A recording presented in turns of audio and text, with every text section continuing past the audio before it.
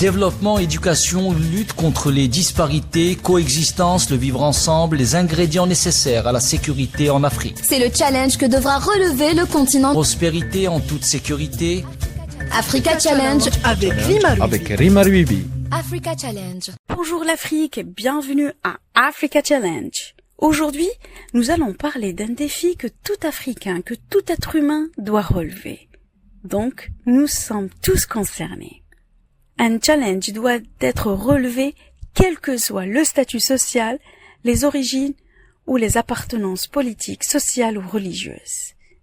Ce challenge consiste à lutter contre la violence et le discours de haine, alors que nous avons célébré hier, mercredi 2 octobre, la journée mondiale contre la violence. Dans le même contexte, il est important de revenir aux stéréotypes véhiculés par la machine impérialiste contre notre continent, afin d'expliquer, dans notre contexte africain, bien évidemment, l'image que renvoie l'Occident sur nous et sur notre Afrique.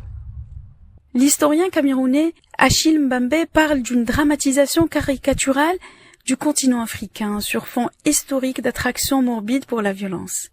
Il met en lumière les ramifications contemporaines de cet héritage colonial. Il faut en effet prendre en considération le poids de la bibliothèque coloniale, selon le propos du philosophe congolais Valentin Yves Madembe.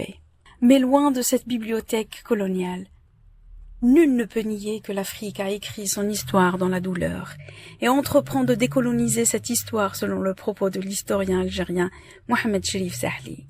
C'est dans la douleur africaine que la lutte contre la violence engendrée par le discours de haine demeure une lutte avant tout africaine et d'avant-garde.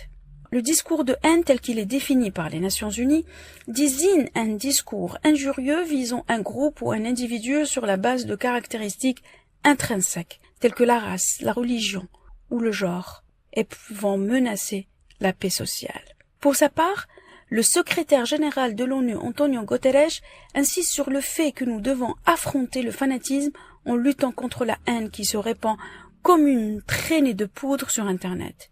Le mot est lâché, Internet est un vecteur de propagation du discours de haine.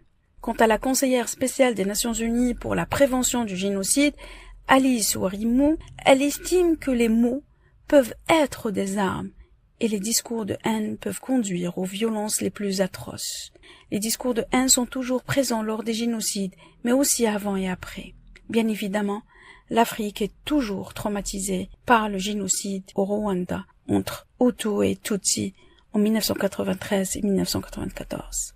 L'Afrique, berceau de l'humanité, a écrit son histoire dans la douleur. Congo-Kinshasa, 3 millions de victimes, Rwanda, 800 000 morts, Burundi, près de 300 000 morts, Libéria, Somalie, Soudan et d'autres pays, combien de morts et de victimes du discours de haine. L'Afrique est le continent de l'avenir, il devra être celui de la paix. À bientôt pour une nouvelle chronique et un nouveau challenge.